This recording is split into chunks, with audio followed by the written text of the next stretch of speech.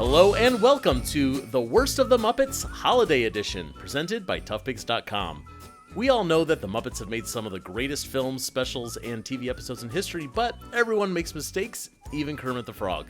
In this podcast miniseries, we'll be taking a closer look at the worst holiday specials the Muppets have ever been a part of. If only these specials came with a gift receipt.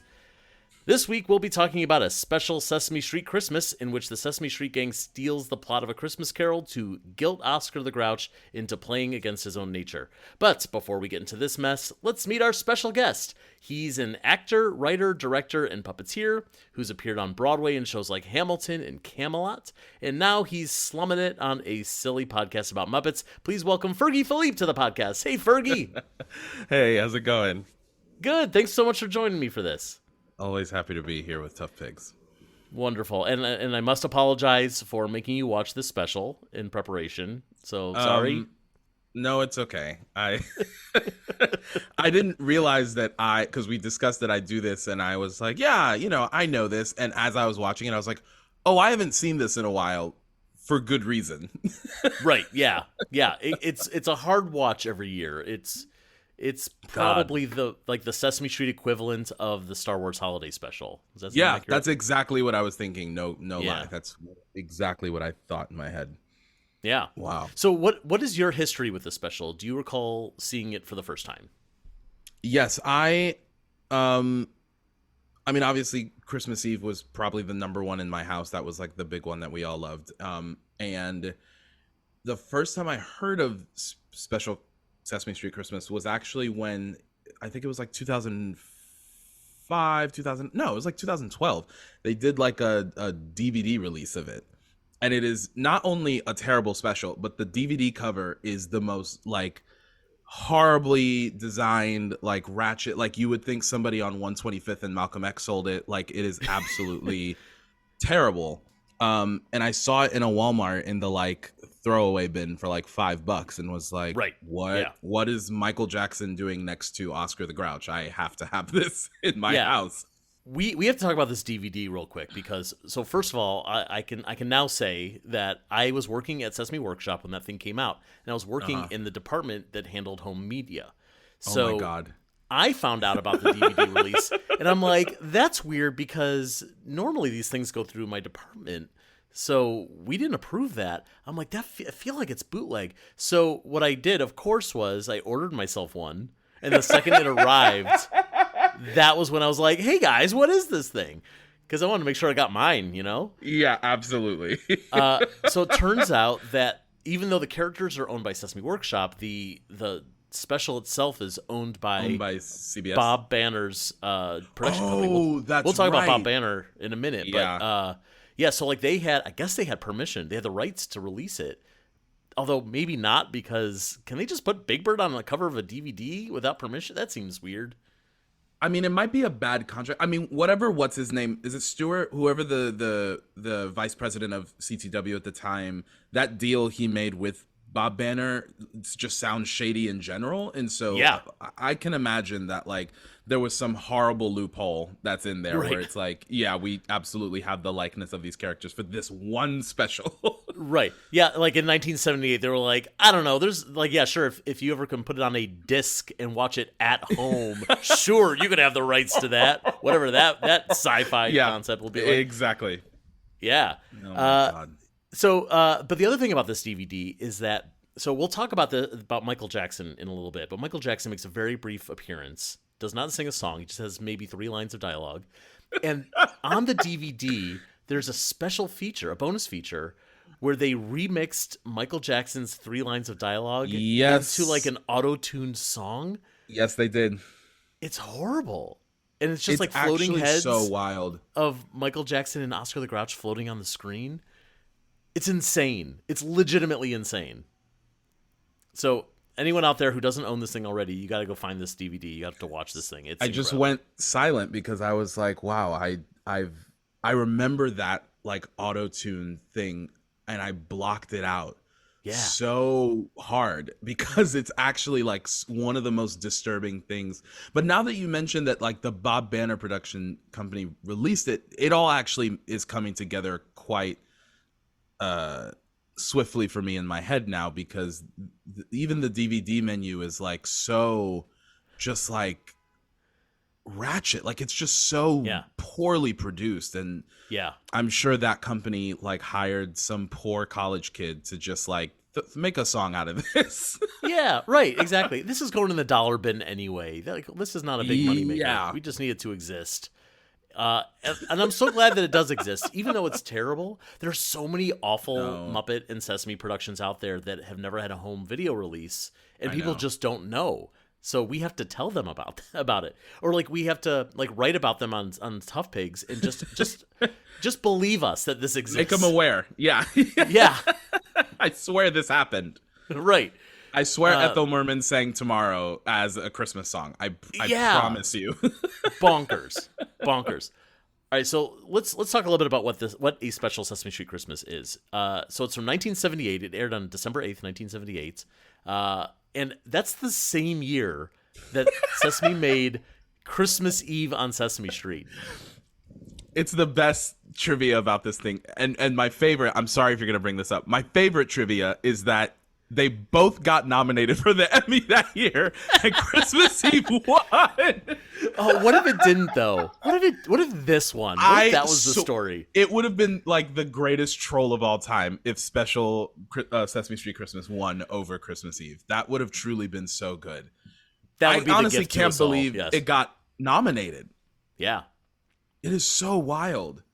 Yeah. Oh my God. It tells you about what the state of children's TV was at the time, where it was just like, I don't know, Sesame made a thing, give it a nomination. Yeah. They're the only game in town. They made two? Stuff? Whoa. Good for them. And also that there are just there's only Oscar and Big. That's just so good to me. I'm guessing that only Carol was like, okay, I'll do it. Everyone else was like, absolutely not. Totally. The other weird thing about the fact that they made these two specials in the same year is that the executives at Children's Television Workshop were like, yeah, let's do two, because that increases the chance that one of them might air. Which is not just getting made, but like airing. Like Sesame, in its long history, at that point, almost a decade of history, had never produced anything that was never seen on screen. Right. So why would they think that it might not? So let's double the production and whatever. Like, that makes no sense whatsoever. Even today, that would never happen. I also couldn't, because Joseph Bailey wrote about this whole scenario in his memoirs, and it is the most fascinating thing when he's like, me and Jon Stone heard they were doing this and was just like, okay. And I feel like that was what everyone at the workshop just did. Like, everyone kind of just went, I guess they're making two. No one put a stop to it. And we're going to get into this, but like all the writing in this is so bad. And then you compare it to Christmas Eve, which is so thoughtful and heartwarming. Just the through line is just it's so insanely bad. Yeah. Yeah. How bad is it? Let's get into this thing. Let's talk about it. Let's talk about it. So, all right. So the whole thing starts with the main cast are decorating the tree. It's right next to 123 Sesame Street. The main cast includes Bob, Maria, David, and Mr. Hooper. And that's it. So like everyone else who was just there like a few weeks ago for Christmas Eve on Sesame Street, you know, Olivia and Luis and Gordon. It's like, no, we're like Linda. Yeah, no, they're not sticking around. Nope. They all went home. Nowhere to be found. Exactly. As you said, Big Bird and Oscar are both there. Later, we also see Barkley, so we know there's at least two puppeteers. One of his like first appearances, because he had just started appearing that year, I believe. Oh yeah, that's a good observation. I didn't thought of that. So Barkley was one of his earliest. That was their trump card. That they were like, check out this new thing. Look how cool at this dog. We have a puppet dog, guys. Like, come on. Oh man. So they're singing "Deck the Halls." And you could tell, by the way, Mr. Hooper does not know the words. No. Oh, it's so good. I was thinking about that too. There's a lot to be said about the actor's commitment to this special all throughout. But I was like in love with Will Lee's bewilderment throughout this entire special. Yeah. I mean, he was a pro, not so much of a pro that he couldn't learn the words to the very famous Christmas Carol, Deck the Halls. I believe they shot this in a day. I have to believe they shot this in one day. So I'm sure you're right. The production value definitely has that feeling of like, go, go, go. You know, they're going to turn the lights out on us, so we got to finish this up. Yeah, exactly.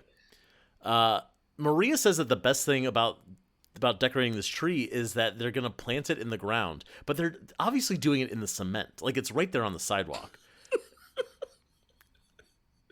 Like, again, like, they obviously wrote one draft. Good enough. Just did not look at it. Yeah, no notes. They just went forward with it. Big Bird comes in. He's dragging a sled on the pavement. Yeah, like with the gift for Leslie Uggams, who we'll see in a second. Let's talk about Leslie Uggams. Leslie Uggams is like the star of the special. And I believe it's just before she appears on the Muppet Show, or around the time that she's on the Muppet Show. Yeah. Uh-huh. And I mean, she's doing her best. You know, I feel so bad for this woman. Also, I love the like consistency of the idea that she also lives on Sesame Street, but this is the only time we will ever see her on the street, which I'm sure we've like done with other celebrities, but like within the context of the show, I'm like, yeah, for a scene, that's one thing. For an entire special to like watch Leslie have like deep connections with everybody there as if she's a neighbor and then never see her again is wild to me. So wait, do you think that she bought a condo on Sesame Street and then had this weird experience? It was like, maybe I'll put it back up for sale. I actually think she's the actual owner of the basement apartment on 123, and Bert and Ernie were away. That's what I have to believe. They're just subletting from her. Thing.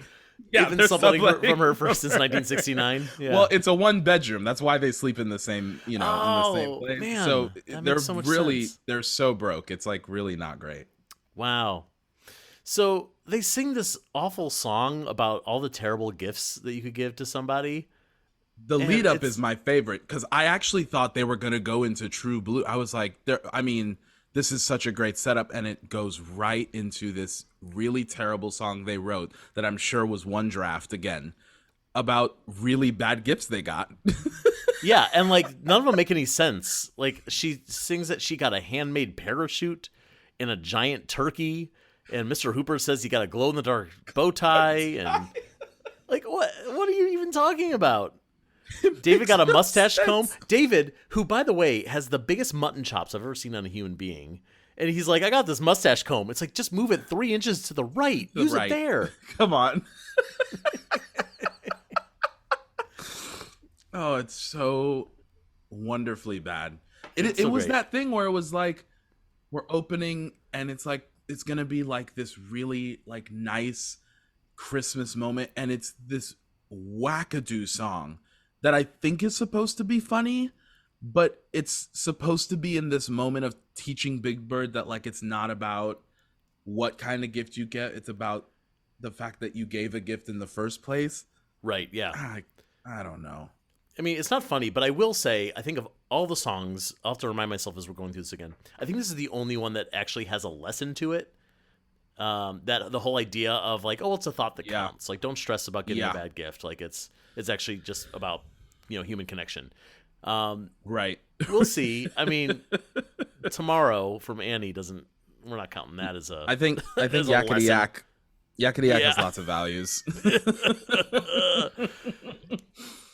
In the next scene, the gang has just finished shoveling the sidewalk, but a snowplow had come through and like pushed all the snow back on the sidewalk. They're all really upset. But all you see is the light from the snowplow, like reflected on their faces. I also love the camera shot is really what gets me, how it's like this very low kind of circular shot from the bottom and they're all looking off concerned. I'm like, is the police like taking away a body? Like this is like the most like drab and like sad thing I've ever seen. And it's such a like eerie shot that it looks like something terrible is happening. Yeah. Absolutely agree. And you're right. It feels like it's the police. It's a yellow light, but because of how upset they are. And There's also a weird thing about the lighting in general. It always looks like it's nighttime on Sesame Street throughout this whole special. And I'm not really sure why. They're indoors, so that doesn't have to be a thing. But I will say, to your point, like there are several shots in the special where they're trying to get creative with the camera, where like they're putting it up above like a weird overhead shot, like at angles that we don't normally see on Sesame Street. And this is one of them, like that low shot just going past 1, 2, 3, as if there was a camera, I don't know, like on the wheel of the snowplow. That's what like, I'm guessing. Below. Yeah. If I had to guess, I mean, it sounds like real. Like, truthfully, though, it probably feels like, Christmas Eve got all the attention, and this poor B team got just pennies, and they were just like, well, frick it, we're just gonna try to make a special we like making, even if the angles don't make sense, and the songs don't make sense, and the script don't make sense. I mean, I will say, so like we said, this thing was produced by Bob Banner, who was known for doing variety shows. And if you look at variety shows of the 70s, it's a really similar kind of like corny humor, like songs that don't really belong, like celebrities show up out of nowhere. Like it feels like one of those bad variety shows. Right. But, like we keep saying, but as if they only wrote one draft. And also, to that point, like... obvious that it was the Bob Banner people who wrote it and not the Sesame people. And not the Sesame people. Yes, correct. It's just a really long, abstract street story. Yeah. And I can't, and like the plot doesn't start till like 20 minutes in. We haven't gotten to the plot yet. No, not even close. But there's also a moment here that I think is hysterical where everyone's really cold. And so they're like, oh, it'd be really nice, like a cup of nice hot. And Oscar's like, here it is. And they're like, oh, yeah, we'll trust this guy. And they drink what they think is hot cocoa. They are so disgusted that I'm like, oh, it's trash juice. Like he like went to the bottom of the trash. It's just cold lemonade. Yeah. And they are so upset. They're pissed at Oscar. How dare you, sir? Ice cold lemonade. And like you could tell, like it was probably something else before, like it's sardine juice, and somebody was like, "You can't do that for whatever reason." And they're like, "Change it to lemonade," and they're like, "We have no time to argue. Just keep moving." Yeah, the cameras are rolling. It was and what got me was that it didn't realize until like 6 lines in that I was like, they said ice cold lemonade. That reaction doesn't warrant that. No. It's like, oh, I was expecting to be hot. Anyway, thanks for the lemonade, Oscar. I think someone said ew. I'm pretty sure someone literally went, ew. Yeah. Yeah. Wow. So in the next scene, Leslie is trying to convince Oscar to like Christmas because I guess it's important to her. They sing a song where they kind of go back and forth. According to the Muppet Wiki, the song has no title. At least if there's a title for it, we don't know what it is. It's like, I think they listed it as Oscar Leslie duet. And they're going back and forth. Like she's singing about things that are great about Christmas, and he's singing about things like landlords turning down the heat and winterized tires being sold at a high price. So at this point, they're like, we have to kind of play up that Oscar and Scrooge are alike. So we just have to start throwing in values of Scrooge to give us lines. That's a good observation. I don't think they thought that much into it. I thought they were just like, what would be funny? What do we hate about Christmas? I don't know. Tires are expensive. We're adults. We don't know what kids like, So this isn't working. Maria enters the scene with a kitten because, it's in the script. Yep. Yeah. Correct. She found him in the alley with a hurt leg, so she patched him up. He's got a little cast on. Leslie and Maria try to think of a good name for the cat, and they kind of do like a 1, 2, 3, and they both say Tiny Tim, as if that was like an obvious answer in front of them. Did you know they were going to say Tiny Tim? No, I did. When they said Tiny Tim, I went, I know where this is going now. Right. It was like, okay, wow. Yeah, a little on the nose. Yeah. And so Oscar sings like they go back to Oscar to see if he'll help the cat, and he sings like a snippet of the 12 Days of Christmas, but he starts at 6. 6.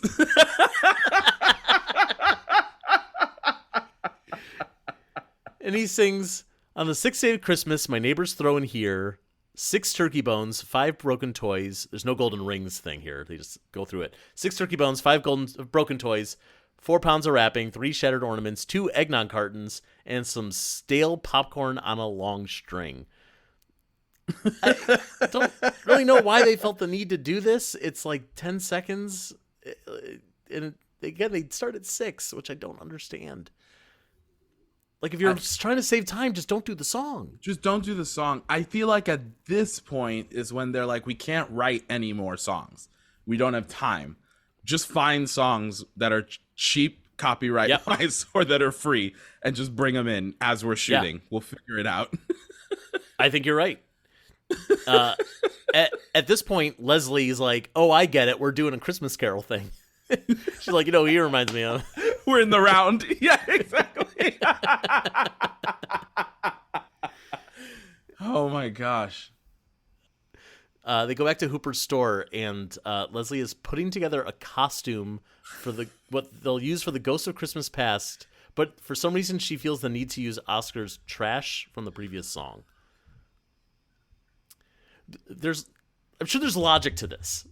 I just don't see it. No. No I don't logic. Think so. Okay. Yeah, I believe you. I think that was them being like, yeah, that's how they make it with all the trash in his thing. And then the costumes are like really elaborate and like kind of beautiful, but it also doesn't anyway. I mean, we'll see in a minute. This costume, it's like someone made like a dress that looks like a big Christmas tree, and then we're told, "Oh, also you're using Oscar's Trash." And they're like, "Trash. I don't know, man. We'll just pin some turkey bones to it. Is that good enough?" Yeah, correct. Yeah. So no one wants to wear this costume. But then who shows up? Muppet Show guest star Anne Murray. She's here. She also has a timeshare on Sesame Street. Absolutely. Yeah. Oscar had given her this ugly Santa doll that has like a pull string. And first of all, I have to say, my wife's family has this Santa. Like, they have the exact same one. And I remember the first Christmas I spent with them, and I saw it on display, and I lost it. You lost it. I could not believe it. It was the same exact one, so ugly. A pulley. Oh my God. Whoa. There's no pulley. The pulley is made just for the special. It's just the doll, but yeah. Oh, that's horrifying. Yeah. It's like it's following me. This is the curse you wrought upon yourself. Yeah, exactly. But yeah, this one has a pull string and pulls it. It says in Oscar's voice, "I'm the happy Christmas Santa you love to hug." Later, hug. Okay. What do you think it said? It sounds like he's saying that you love to harm, which I was like, weird, but yeah, I guess I did not hear hug. Okay, that makes a lot more sense. It helps that we hear it twice for some reason. Yes. And then the third time she pulls it, it just goes, "Phooey and baloney and bah humbug." You got him, Oscar. You did it. Right in the kisser. And Anne is like, "Let's go kill him." She has absolutely no remorse. She's like, "Whatever you're planning, I am in." Yeah. You son of a bitch, I'm in. Yeah. Man. But first she has to sing a song because she's Anne Murray. And after Big Bird absolutely like manipulates her into doing 100%. 100%. He guilts her into like, "Oh, well, you were singing a song out on the street. Well, you're not going to sing a song for me. I guess you just hate me." And she's like, fine, Big Bird. Just ask." Okay. Yeah. I also like the way that they get her to the counter. It's the most awkward. Like, the music starts, her back is to the camera as they're like trying to place her, and it's just Bob literally is like, "Anne, I think you'd be better if you sit over here." Like he's helping her with her stage directions. There was no rehearsal. It was just, you're gonna go there, you're gonna sing there. Bob, help her. Go. Yeah, and she sings a song called "You Needed Me," which I'm not familiar with, but it's a love song. It's just a straight up like, here's the hit off my new album that I'm singing to a 6-year-old bird. Just for the heck of it. Why not? Merry Christmas to all of us. So Anne agrees that she's gonna help scare Oscar by dressing up in this horrible costume. So first, every time a ghost appears, I'm using quotes, the ghost, the other Sesame humans are all seen on screen going, ooh. It's just like a close-up on their faces. It's such a weird choice. It's an amazing device. I don't know what it's supposed to represent, but I think it's absolutely incredible. Yeah. And like, again, like the fact that we're rushing through the Christmas Carol story here, we didn't have a Marley's scene. So Oscar has no idea what to expect of like, oh, there's going to be ghosts. Like he just immediately accepts, oh yeah, you're not Anne Murray in a trash dress. I didn't just see you. He just saw her. He gave her the doll. He didn't recognize her. Does not recognize her. Christmas tree in sight. He's like, that's an entire ethereal being. That is not a human. He just went for it. So anyway, she's like, look through this magic eggnog container. But she says it with her very thick Canadian accent. So she really goes, this magic eggnog container.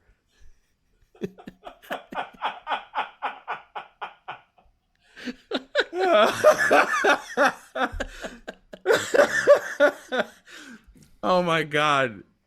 It's such a fever dream, man. Right? It's so crazy. So he looks through, again, they just had to use the trash. So he looks through this thing, and then we get our next musical number. And it's like a whole, like, let's look into Oscar's past as a baby. And there's Leslie Uggams, again, someone he just saw 5 minutes ago, who's pushing a stroller with a trash can in it. And I guess that's supposed to be Oscar. And they're like, oh, see, when you were a baby, you loved Christmas. And then that's kind of the whole thing. I don't know, like, all of his friends are there, Bob and Maria and David and Mr. Hooper. And they're playing, I don't know. I feel like they're supposed to be different people who used to be on the street, because like David and Maria are like in like, I don't know, like film noir clothing. And yeah, they're definitely the rich couple. She's in like a fur, he's in a suit. Yeah. Like Bob walks on like dressed as a police officer, like an old-timey police officer. Yeah, and like of course Oscar doesn't fall for it, not because he recognized everybody, but because he's like, I'm a grouch. I've always been a grouch. Of course I've always hated Christmas. Like that's not I know what I looked like when I was a kid. Idiot. The thing that really kills me is that to represent that Oscar was a baby, they got a small trash can, as if as grouches get older, their trash cans also get bigger. Oh, like a hermit crab. Exactly. That blew my mind. I was like, wow. Honestly, this is like the one thing I'm like, I will take this. I think that is amazing. I do kind of love that. I'm going to have to look for my copy of How to Be a Grouch and see like when Oscar's talking about himself when he's younger or his younger relatives, if they also have smaller trash cans. It's so good. And again, Leslie Uggams is like, I remember you when you were a baby. I've been living here all this time, even though I've never been featured on this show. That's right. I guess maybe she like disappeared for 30 years and came back. Remember me? I was your babysitter, and then I had to go be a Broadway star, and now I'm back. I'm back for Christmas. I'm back for Christmas, and you're ruining it, and I came just for you. Speaking of ruining Christmas, Oscar then says, well, let me sing you a song from my Christmas past. And he pulls out an electric guitar. And he sings, hands down, my favorite moment in the whole special. I still remember seeing this for the first time and being like, what? Like, it just comes out of nowhere. And he sings Yakkety Yak. He sings Yakkety Yak. Of all the songs in the history of songwriting. Oh my god. And he sings my favorite, poorly. They all come horribly. And all the like humans come and they're so disappointed. They are so disappointed that Oscar is singing Yakkety Yak. Just like, he's learned nothing. Right. It's not like it's a song about, I don't know, Satanism or like, I don't know, what's anti-Christmas? It's not like, I don't know, it's not like it's not a sexually charged paganism song. Yeah. Yeah. It's just like, oh no, here's like a song that's currently on the oldies station. Yakkety Yak. They're like, how dare you sing carols or you sing nothing. let's kill him. Let's I honestly actually think- murder him. Let's murder Let's actually murder him. Let's murder Oscar. I think that's where it's all leading to. All right, so we have a commercial break, I guess, and when we come back, Oscar's reading a newspaper. This is another thing that I hate about this special. Oscar's reading this newspaper. There's no reason for Is it this scene. 6 p.m. or 6 a.m.? That's never clear either. It's not clear because he says in a second, he'll say, I'm going to go for my morning walk. There's no one around. I'm going for my morning walk. But then there was something, now of course I can't remember, where like it's supposed to be in the middle of the night. Like the sun's not out. It is not clear, and nobody cared. Nobody cared at all. There's no continuity. There was no dramaturgy at all. So Oscar's reading this newspaper, and he says, "Oh, the first Grouch astronaut landed on the moon. His first message to the world after landing on the lunar surface: what a crummy place."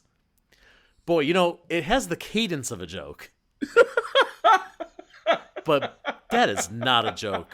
It is not even Christmas related. I don't know what it's supposed to be. Like it was just it's like crazy because there's no laugh track or applause track in Sesame, but you can hear the joke land horribly. Yes. You can hear the silence in how bad the joke is after that. Absolutely. Absolutely. It was almost as if Carol was just messing around and didn't know the camera was running. I'll just read the lines. We'll come up with something better later. Then he says, he reads the joke of the week for Grouches out of the newspaper. Fergie, let me ask you this joke. What did one Grouch say to the other Grouch when he bumped into him on the street? What? Give up? Watch where you're going, yo-yo. Well, again, cadence of a joke. Not at all connected to anything that's happening in the special. It's not even a punch. That's what pisses me off, is that I'm like, you got variety show writers writing this, and it's not a punchline. It's just human interaction.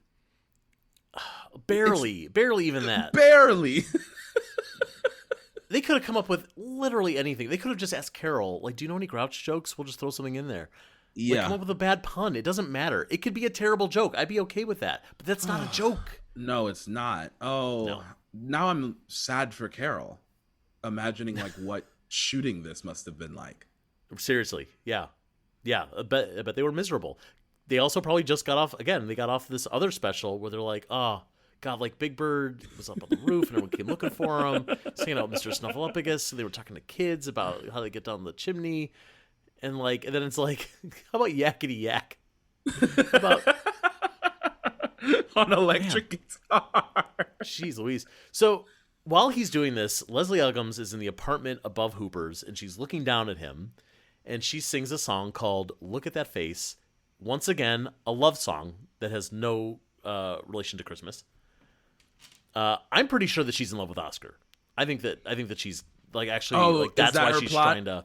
Oh, maybe that makes sense. Honestly, I'd take that because I also was like, why at 6 a.m. are you looking out your window at Oscar read the newspaper? It reminds me of I've grown accustomed to that face. I'm like, there's nothing about this that is remotely connected. No, none whatsoever. The only other thing I have to say about this, and I feel bad mentioning it, but I can't not see it. The studio must have been really cold that day. And, Leslie's wearing this sweater that looks really great on her, but like in this one scene where she's just kind of sticking her head out the window, it's like, oh, Leslie, this is a kid's show. Just please they couldn't have put something over her. Yeah, right. Yeah, just a cardigan would have been fine. It's winter. You can pull it off. It's okay. We're all adults here. We know what's going on. We're all adults here. Yep. It's all good. We know. That's right. Yep. She just really loves Oscar. That's all. And she wanted us to know. She did. Yes. That was her dramaturgical work. We are aware. And this is also one of those things where, like, when I originally saw the special, I didn't see it for the first time on DVD. I'd seen it sooner, where, like, the quality wasn't so good. So there's a lot of stuff that, like, was just a little bit blurrier, a little bit more like you're Yeah. watching it on like a third generation VHS tape. Right, exactly. And these are things that I notice when everything's in HD. When everything's bad. Yeah. When vision is restored. Right. The next ghost appears. It's the ghost of Christmas Present, and it's Imogene Coca. Who is Imogene Coca? Also, guest star of Muppet Show. And Imogene Coca was not on the Muppet Show. No? No. Who are you thinking of? You thinking of James Coco? Oh, I don't no. know. I don't know Am I anything thinking of James Coco? I don't know. But don't worry, I can edit this out. Imogene Coca? No, you can happily put this in because this is crazy. Wait, who am I thinking of? Was there an Imogene? Ruth Buzzy? Ruth Buzzy is kind of an Imogene Coca type. If I'm confusing Imogene Coca for Ruth Buzzy, that's absolutely incredible. Wait, who am I confusing? I don't know what you're Googling because you can't I'm Google Googling Imogene Coca and Muppet I can't Show. because it's not going to come up. Was there anyone else named Imogene on the Muppet Show? I guess it's James Coca. James Coco. It must be James Coco. Yeah, That's so funny. cousins. I absolutely thought, yeah, they are. There we go. No, you can keep this for sure. That's amazing. Wow. So James Coco, who also plays the Ghost of Christmas Present. Right, yes. James Coco is dressed as Imogene Coca, who is dressed as the Ghost of Christmas Present. She looks like a bag lady. She's like kind of like she looks like she's dressed like the homeless lady in Home Alone 2. Home Alone 2. The pigeon lady. Yeah. That's exactly what she looks like. Yeah.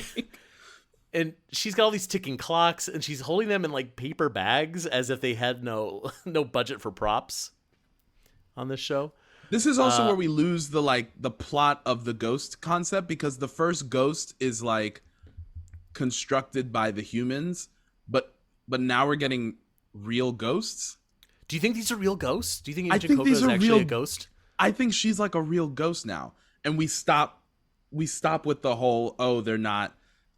They're just like it's a part of a prank. Yeah. Now Right. Oscar's experiencing real ghosts. Sure, we'll go with that. I'm fine with that. And this is the moment where they say it's nighttime because she's like, "Look, we're going to show you Christmas," and Oscar's like, "It's the middle of the night, lady," and she's like, "Nope, everyone's out and about," and they're all like running around. They're singing the song about like what's great about Christmas, and they have all the extras who like are kind of coming up and like reading one line about like my favorite thing about Christmas is finding an extra thing at the toe of the stocking, and they're like they're also kind of like half jokes. Like one guy says, "Your neighbor trying out his snowblower while you're trying out your new stereo." Wah wah. Or getting a phone call from someone you love and not even caring it comes just as you're sitting down to dinner. All this stuff is like Christmas is awful. Was this funny in the 70s? Like is that comedy? There was one line that I genuinely laughed at. The last one where a kid says, "Christmas is licking the frosting off a Christmas cookie and putting it back without anyone noticing." And his dad, who's holding him, is like, "What? Like, you did what? How long have you been doing this, Junior?" Just disgusted. Just like, Yeah. I'm sorry, you've done what? Yeah. I don't know why I didn't notice that. I've completely missed that. You got to go back. It's maybe the funniest thing that happens in this special. That's so funny.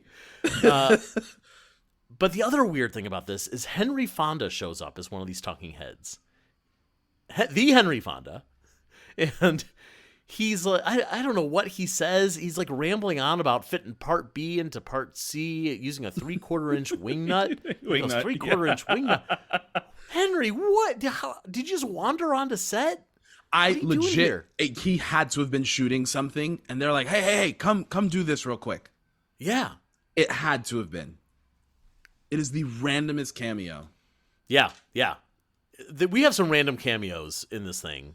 This is the first of the most random of random cameos. And then Fergie, you as a theater actor will appreciate this. Did you notice as the humans are all singing the song, they're holding like a sheet music, Christmas Carol sheet music. Did you notice that they all have their scripts inside the sheet music? No. I never noticed it until today. How did you see it? Wait. So I noticed that they kept looking down, like they're really reading the lyrics. And I'm like, that's interesting. Usually, even if it's just a prop, they would memorize the song. And then I noticed that the color of the paper was different inside the thing. And it's like, oh, that's their script. They're reading from the script for the special. Oh my God. I actually think you have to do another one-off podcast where you find out from somebody what shooting this was like. Oh my God, I would love that. What I'd really love, I'm gonna say this because I want to put this out in the universe. There's that podcast, How Did This Get Made? Yes, with Paul Scheer and Jason Mantzoukas and all that. Love it. And I would love to have them tackle this special. I would love to. Selfishly, I would love to be on this podcast to talk about it with them. But really, they should be talking to people who worked on this thing to be like, what? How did this happen? Where did this come from? Yeah. I would absolutely love that. So, Imogene Coca did not appear on The Muppet Show, but you know who did? Ethel Merman. And boy, talk about people wandering onto set. It really does feel like she was not asked to be on this special. She's like, I'll just show up. Yeah. You're welcome. Yeah. Yeah. Oh, you're doing a musical? Here comes Ethel, you know? Yeah, she walks on and everyone is so utterly depressed with Oscar. What did Oscar do this time? That's my favorite part. Yeah. Wait, did they say that? What did Oscar do this time? Because she gets to Leslie and she's like, what's going on? And Leslie's like, I think Oscar's finally done it in. I'm like, what did he do? He just went on a walk. Like, he didn't say or do anything at this point. One didn't really end with him being like, well, this is obviously fake, or like, Christmas is garbage. He's like, no, thanks, I'm good. Yeah, but that set everyone over the edge. Totally. But the best thing is that she's trying to be like, Bob, what's going on? Maria, what's going on? She goes, Imogene, you look like an idiot. You look like an idiot. I actually had to pause it. Because I could not. I was laughing so hard. I was like, that is an absolutely bonkers thing to say on Sesame Street. Yeah. And I get it. Things like that were considered fine to say on children's television at the time. But that is an absolutely bonkers thing to just come on screen and say, Imogene, you look like an idiot. Yeah. But here's the thing. She's not wrong. No, she looks absolutely out of her mind. I love that it was truthful. Yep. Oh my God. Amazing. And as we previously said, Ethel Merman sings that perennial Christmas classic, Tomorrow, from Annie, just to cheer everybody up. It's so awkward. And this Nobody is what I meant earlier. Like be there. When she gets to Maria and Bob and hugs them to sing it, you can see on Maria's face, Sonia wants to kill Joan or whoever is in charge of the. She's going straight to the top. Wow. She's going right to Cooney. She's like, I cannot believe what you've subjected me to. She is so upset during this song. I was trying to figure out what's going through their minds, because it really looks like they're like, I don't really know what to do while she's just singing at us. But you could tell every time they make eye contact with Ethel Merman, the Sesame actors all look away. It's like, this is too awkward. I can't. This is strange. Yeah. And it's also because Ethel is so committed. She's belting at the top of her throat. She is really giving this performance it's due. She is not shying away from how awkward it is. And everyone else is like, what is happening? Also, we're singing about Christmas, but you're telling us that the 26th will be better. I don't understand. Oh, she's like, I understand Christmas sucks, but guess what? Christmas is going to be over tomorrow. So get ready for Boxing Day. Ethel Merman loves Boxing Day. Wow, I never thought about that. Oh, I love that. That's incredible. Absolutely So wild. just as we're coming down from this high of, I can't believe Ethel Merman just wandered onto set and decided that she was in this special. Who wanders onto set? It's Michael Jackson. Michael Jackson. And not like it's the weirdest. It's 78. So I guess no, he hasn't done Off the Wall yet. This is like peak. No, this is pretty off the wall. This is like tell, The Wiz. I hate to say, you could tell from his nose. Yes, I was just gonna say that. This is post Jackson 5, or like the tail end of Jackson, or I guess 5. The Jacksons at that point, right? I actually think he just finished filming The Wiz when he did this special. You know why I'm pretty sure it is? Because they shot all of it in New York, and I'm pretty sure he shot that like right after that into this. So when what you're saying is, when he's saying you can't win, they were like, oh, you don't even know the half of it. You were Michael. like, buddy, let me tell you something. So yeah, I'm looking up his discography right now because I am very curious. This is 78. His Off the Wall was a year later. It was 79. This is 79. Like right before he blows up as a solo artist. And it's weird because like they don't give him a song. Like it does seem obvious that he's like you said, they might have been filming at, I don't know if they were at Kaufman Astoria. Probably not. By this actually. Point, no. But that's where they Sesame shot would still The been Wiz. in Manhattan. Or maybe they were. I don't know when they moved there. But like, yeah, either way, it's like he's just down the street. Michael, you got 10 minutes. Okay, here's your 2 lines. He wanders onto set, reading a book called Everything You Ever Want to Know About Ghosts, But We're Afraid to Ask, which is also a weird joke, like an adulty joke. And I also love that it's like him like giggling to himself, where he's like, then they say something, and that's where Oscar goes, hey, what do you got there? It's the most like stupid sitcom-y way to like introduce an item that's needed for the plot. It's true. And he just gives the book to Oscar and he walks off stage. And I'm a little surprised that Michael never came back to Sesame Street. Like with the top of his career, even like later on when he's like in his, weird black and white era where he kind of felt like, oh, I'm Michael Jackson and I can have anything I want. Because he's just the biggest star in the world and he's got so much money and fame. And, he could have been like, hey, Sesame, I would like to do a thing with a special Cookie Monster. And they'd be like, yes, of course, Michael Jackson, come back. Obviously, in retrospect, I'm glad that he didn't. Because, we know more about Michael than we did at that point. But yeah, interesting that this is kind of it for him on screen with anyone Muppet related. I almost feel like this was like he's here, let him just do a little thing, and then later on he can come back and do a real thing. And it was like right before Off the Wall, so it was right before he like truly blew up and they like lost him forever. Yeah. Yeah. They just truly did not take advantage of it. Yeah. It is crazy. I mean, the one thing I was honestly saying, because I've always felt this, and I felt this when I watched The Wiz, Michael is not a terrible actor.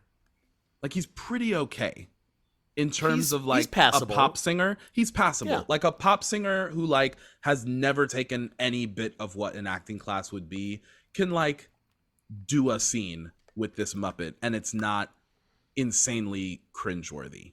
Right. And that's the only thought I had about that scene. I mean, the scene goes by so fast. I wish I had more to say just because he's such a star, but it's such a seismic moment that is so wasted. It's wild. And again, like you could tell why the people who made the DVD were like, we have to capitalize on this, but like there's so little to work with. What do you do? Like, because if he had sung a song, if he had sung a real song, they would be like, that's it. That's the single. We'll put it out on YouTube, Boom. Whatever we got to do. But they're like, I guess we have to make one. We have to make up a whole song. They were the first dubstep. They did the first dubstep ever. That's it. Yeah, a lot of firsts in this special. All right, we got one more ghost here. It's the Ghost of Christmas Future. It's Dick Smothers. Apparently they can only afford one Smothers brother, which is, I think, is hysterical. Like, it would have been cool to see the Smothers Brothers come on as, like, the Marleys or something. That would have guess been so that's fun. A Muppet Christmas Carol thing, but, like... I'm guessing or even Dick together as only Christmas was available. Future. No, but that would have made so much sense. But it had to be that, like, Dick was like, I'm in town. I'll do it. But it's just me. It's the one who's not funny. Yeah, exactly. I mean, not that Dick Smothers isn't funny. I think he's hysterical, but, like, he's the straight man. So, and he's wearing, like, a gray parka that they're trying to pass off as a spacesuit. And, like, he's got a helmet and he's got a cart full of musical instruments for some reason. Again, what is this? I don't understand any of this. And he's trying to convince Oscar that he's from the future. So he says, when was the last time you saw an outfit like this? And Oscar says, the last time I flew over Cleveland. And he says, precisely. It's not a joke. It's not a joke. It's not a joke. Or if he just said, the last time I flew over Cleveland. Next. I guess. It's not funny, but that is more of a joke than the last time I flew over Cleveland. Precisely. Yeah. Well, it definitely seems like whoever wrote this comes from the school of comedy of, like, hey, you know what's funny? The word Cleveland. That's your joke. That's your joke. Yep. Yeah. Cleveland is funny. It's just funny. That's comedy. So put it in. It was a bunch of men with cigarettes around a table just saying things. That's it. Just saying words. Yeah. And I have to say, as a Clevelander, very disappointed. Very lazy joke. Yeah, this is come on. There's so many jokes to be made about Cleveland. You could exactly. That's the best you come could on. do. Go Google Balloon Fest 1984, and you'll see how funny Cleveland could be. Do you want to know about Balloon Fest? This is a wrong what podcast. What is Balloon Fest? All right, I can't get into this right now because we're talking about this very important special. But just imagine the city of Cleveland saying, we're going to get Cleveland back on the map by releasing millions of balloons into the sky at once. And then everything that can go wrong goes wrong. A real thing, Balloon Fest. I'm going to look that up as soon as we get off. Oh, my God. I can't wait for you to learn about Balloon Fest. Okay, anyway, forget Balloon Fest. Get back to Christmas. He tells Oscar, we don't get a song this time, right? Like, this is, like, nope. He's just telling him about the future. We're running out of time on this special. Yeah, they're like, guys, come on.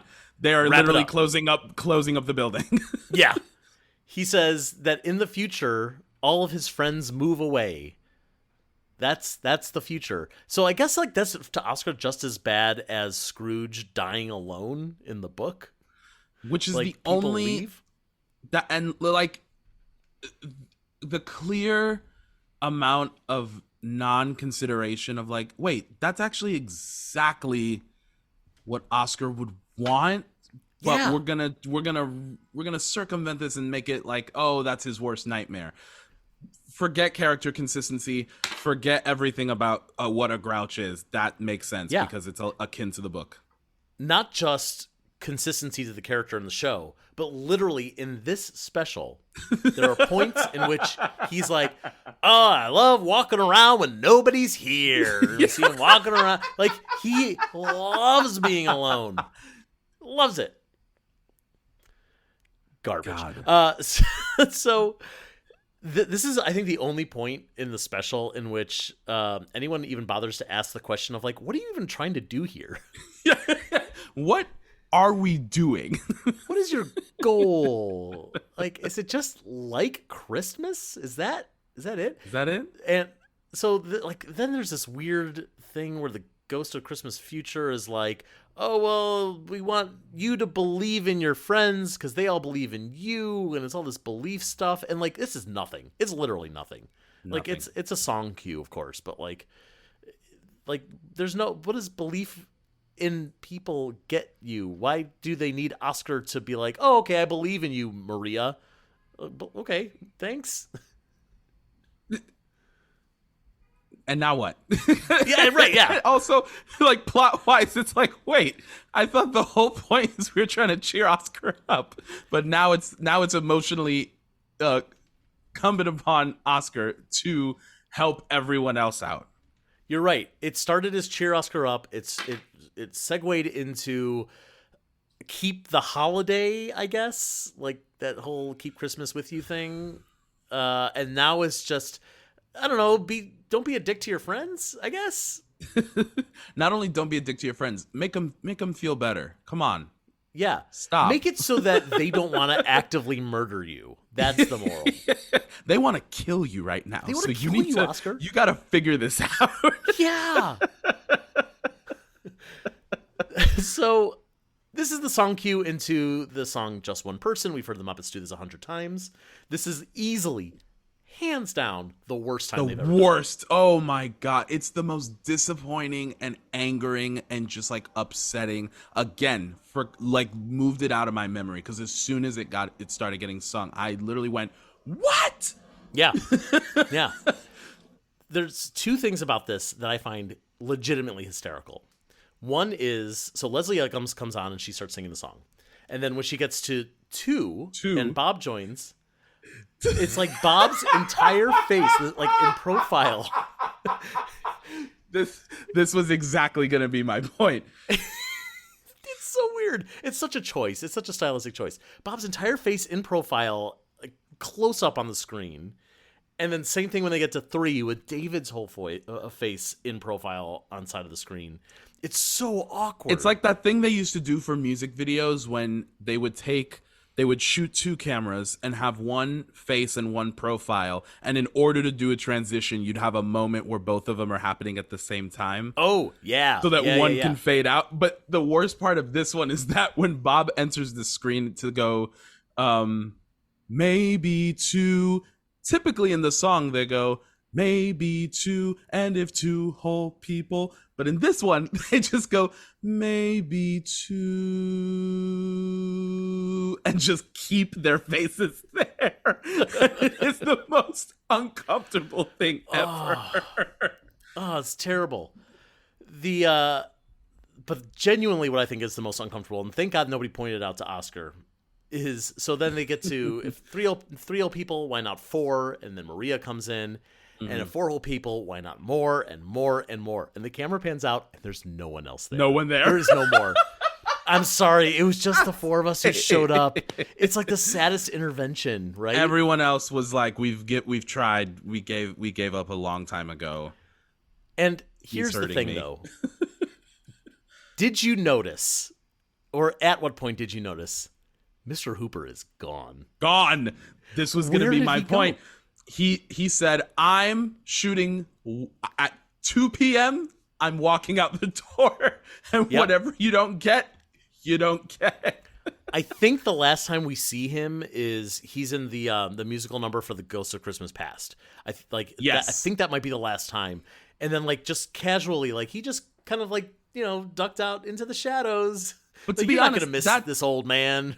Even after the opening number, we don't see him again until that musical number, because he's not in any of the other group scenes. He's in one other scene. They must have done all the group scenes at once when he was there, because he's at the end. We'll see in a second. Oh yes, he's with the big group, but yeah, like for the story, for the street stuff, like he is just gone. He just has somewhere else to be, and you know what? Good for him. That's he great. Got out. Proud of him.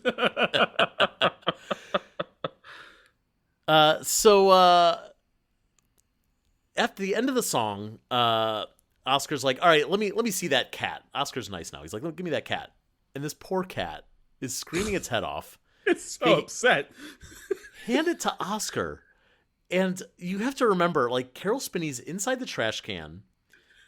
And so his arm is straight up. They hand the cat to him. He can't see what's happening. He can't see, like, is the cat, like, on, like, in the can? The cat, or is it, like, on the edge? The cat is essentially hovering 4 feet off the ground, being held by this furry gray hand. That cat must be losing its mind. Terrified. Oh, and in the first scene it's introduced, I don't know if you noticed, it, like, looks over at Oscar and then immediately, like, coils away and screams. So it has already seen Oscar and hates him. Hates him. Hates the sight of him. I can't imagine being touched by him. Miserable. And like, I guarantee, like, that puppet probably smelled weird. Oh my God, that poor kitten. And also, like, when you watch any Muppet have to handle, like, puppies or kittens, because they're so wily, you kind of have to grip them tight. Yeah. so that they don't slip. So it's also probably like pressured, like being Yeah. squeezed. It's like so upsetting. Or at the very least, if there was an option for a second puppeteer to help with a second hand, it's like, oh, you got Correct. one on the side, one on top, or whatever. Like you just kind of you can cradle it, but it's just Oscar's hand sticking One straight hand. up. Oh Yeah. my God. Whoa. So anyway, that's essentially the end of the story, but it's not the end of the special because now we go into a Christmas Carol medley, and it's all of our extras are all sitting around the arbor. Our mega mix. Ethel Merman is still there. Singing loud and off key in the first song they sing. I can't remember what's Christmas Jingle song it Bells. is. Jingle Yeah. Bells. She sounds terrible. Do you think in that moment she was like, I'm not off key. All you rubes are All off of key. you. Yes, I absolutely think so. She's the loudest one there. She's like, I have to go loud to drown all you people out because you're making me look bad. And like, Oh my I have to say this again. She looks so weird. Like she's got her fur coat on. She's got too much makeup. She looks like Cesar Romero as the Joker. Well, at this point, it's what, 78?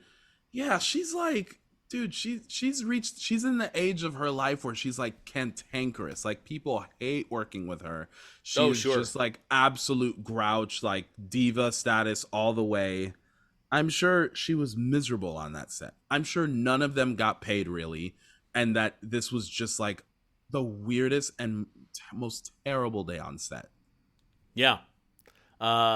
Yeah, ridiculous. And like just again, like fever dream for these people who are sitting next to Ethel Merman as she's screaming Jingle Bells in their face. And then there's a point they're singing Walking in Winter Wonderland, and Oscar pops up on her shoulder, and they're kind of like looking at each other while they're singing. And like that's I think the craziest part of the special, where they're just like we're going for it. We're just gonna scream the song in each other's faces. Winter Wonderland.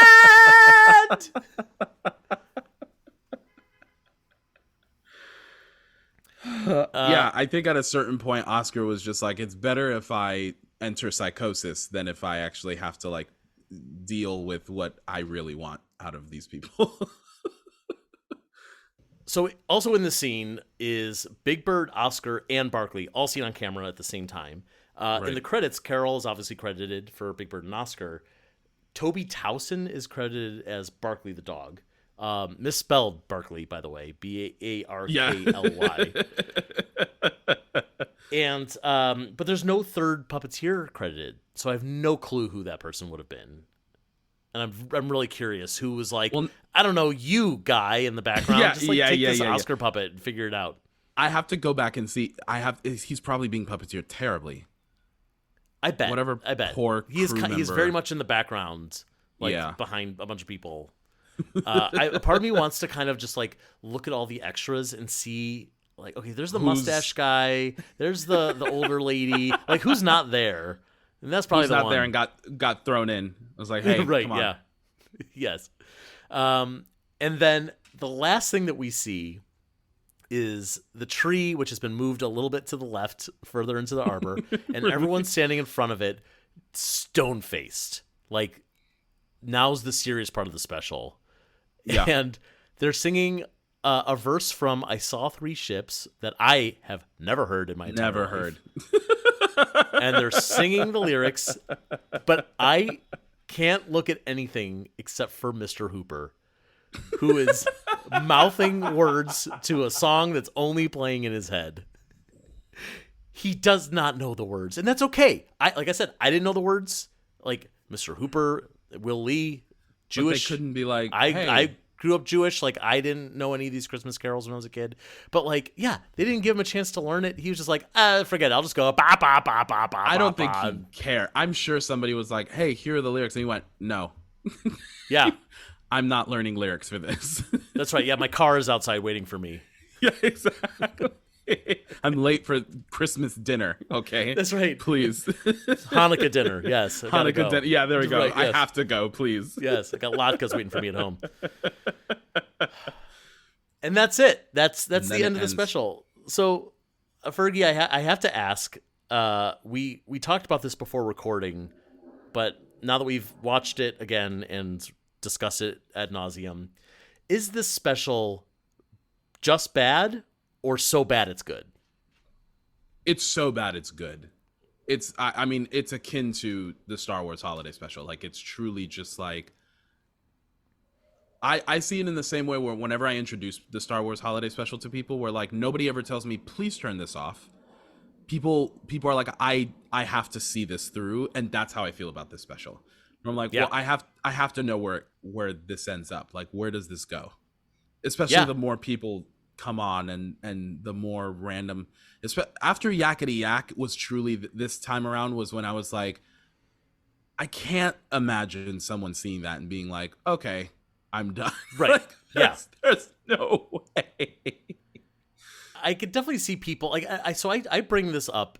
I don't actually watch it every Christmas, but I bring it up every Christmas as an option for us to watch. And no matter who I'm with, whether it's my wife or when I used to be roommates with Ryan Rowe, like when we lived together, and like almost always shot down. Like, I just don't know if I can do it this year. But I think a part of me is like, I would like this to be a part of my annual viewing. Like, I do love watching it because it's just such a train wreck. It's like such an impressive, like, open manhole cover with like a burst of flames coming out of it. And it's only that bad it's good because it came out the same year as Christmas Eve on Sesame Street. Like, if this was just a random special they did one year, I would just be like, that is so sad you all did such a poor job on this. But the fact that they had just finished filming that and then filmed this is doubly funny to me. I couldn't agree more. There's a charm to this era of Sesame Street. Like, something that they even maybe lost a little bit of by the time they got into like the mid to late 80s.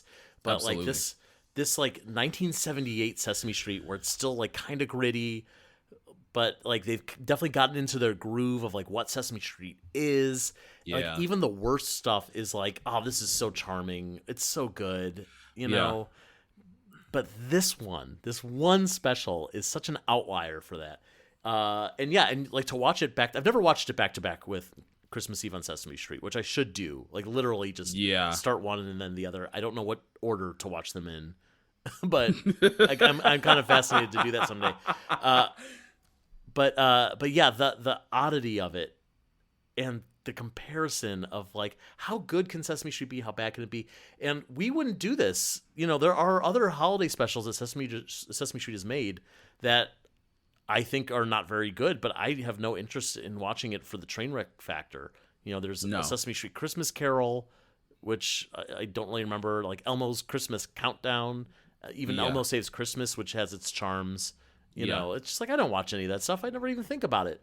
But this one, man, no, this one is its own special thing. What I also love about it, and I didn't realize it till you brought it up, was that like in Christmas Eve, the array of human characters that are on there versus this almost made me forget they were at the same time, because in this special it almost feels like it's within the first like 3-4 seasons of Sesame, just from like how poorly it's shot and how like dark the lighting is, and it's only like 4 humans and it's only Big Bird and Oscar. Like, it feels so rustic that that's when 1970. I think about that's 1970 Sesame. That's crazy.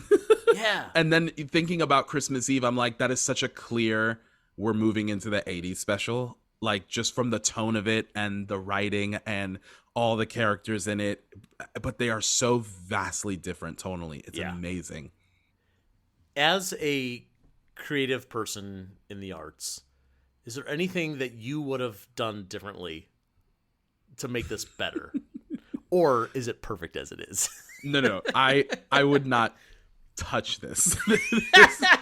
I wouldn't do a single thing different. I think for what this special is to be, I would have maybe added 2 more lines to Michael Jackson's scenes so that the auto-tune version could have been a little bit better. But outside of that, this special is perfect. I'm so glad you think so. I hope that having to rewatch this thing and then talk about it for so long was not quite the nightmare that it would have been for other people. I wouldn't do this for literally anyone else. I would only do this for you and ToughPigs. Oh, thank you so much. That is the highest honor that I could possibly receive. And Fergie, thank you so much for being here. It was such a joy to get to talk to you about this horrible little thing. This is my ideal evening, so thank you. I'm so glad. Where, if anywhere, can people find you on the internet, should you want to be found? You can find me on the Instagrams, I guess Twitter, X, I don't know what that place is. I'm sure I'll leave soon. And on TikTok, all at Fergsters95. That is at FERGSTERS95. Great. Thank you again for being here, and everyone listening, thank you for being here. This has been the Worst of the Muppets Holiday Edition. We're going to be doing more of these throughout December. And if you like what you've heard, please check ToughPigs out on toughpigs.com, on Twitter or X or whatever we're calling it, on Facebook, Instagram, TikTok, Blue Sky. I can't even remember all the social media networks. We're on ToughPigs. We're at ToughPigs on everything. We also have a Patreon and a TeePublic if you would like to donate money or buy cool things from us. And we will see you again next week right here on this podcast channel. Goodbye.